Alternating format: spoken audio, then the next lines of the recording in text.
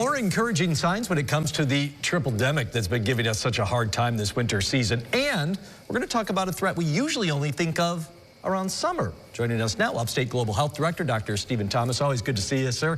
Thanks for being with us. Thanks for having me. All right, first, let's get right to it. Look at the numbers for that triple threat of respiratory viruses. How are we doing these days? We're doing pretty good. So COVID continues to go down very slowly, but it continues to go in the right direction. RSV, we definitely hit our peak. That's also declined significantly. We had a little bit of bump in flu activity recently, which we had said, last time we spoke that was possible.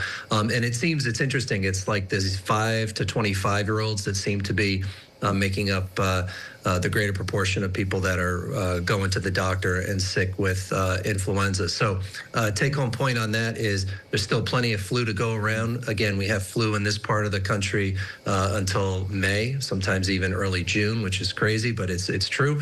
And so if you have not gotten vaccinated, you absolutely should, because it will, especially if you're in those high-risk groups, it'll cut your risk of having severe influenza, hospitalization, even death by anywhere from 1/3 to 50%.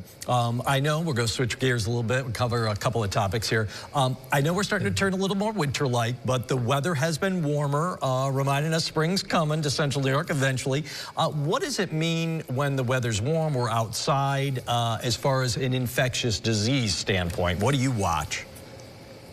Yeah, warmer weather, dare to dream, Jeff. So, the big thing in central New York is this is ground zero for ticks and tick-borne diseases. And we in the medical community, especially infectious diseases physicians and primary care physicians, we worry about tick-borne diseases from as early as April to as late as October. And if we have a warm winter, the ticks and the diseases that they transmit can survive through warm winters. So we're worried primarily in this region about Lyme, we're worried about anaplasmosis, and we're worried about a parasite called babesiosis. Those are the three things that we primarily worry about, that we see the most patients, and unfortunately we have had deaths from anaplasmosis and babesiosis here in the past. So what you need to do is, 1, be informed, know that there's a risk. 2, know where the risk is, which is in wooded areas and where there's long grass and that kind of thing.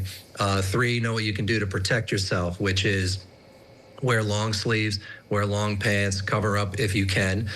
2, make sure to do tick checks when you come in. So check your body, make sure that you don't have any ticks anywhere.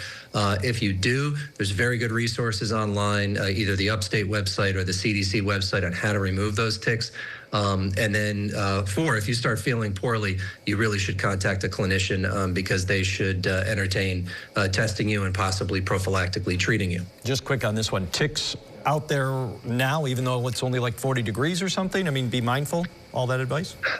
Yeah, I mean, I think especially with a warm winter, you should always be mindful. And I will tell you that, Dr. Tangamani at Upstate, who's a tick expert and does a lot of testing of ticks, he still gets ticks in the envelopes every once in a while from people. So yeah, I think in this part of the country, we need to be vigilant year-round. Squeeze one more in for you. Winter breaks are upon us soon here next week for the kids. Lots of people heading to warmer climates. What do they need to know when they head out of town as far as illness goes?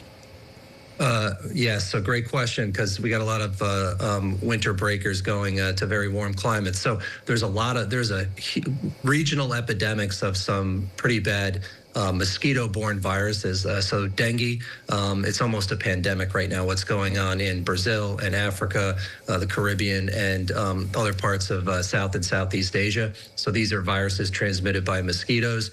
You also have Zika, which we remember that epidemic that we had a couple of years ago, also transmitted by mosquitoes. So what you need to do is wear your DEET, cover up if you can within reason, right? You're on vacation, but and then the other thing you want to do is if you do become ill, you really should go see a medical professional as soon as possible, because some of these diseases can make people very, very sick. Dr. T, always appreciate your time. Thanks so much. Thank you.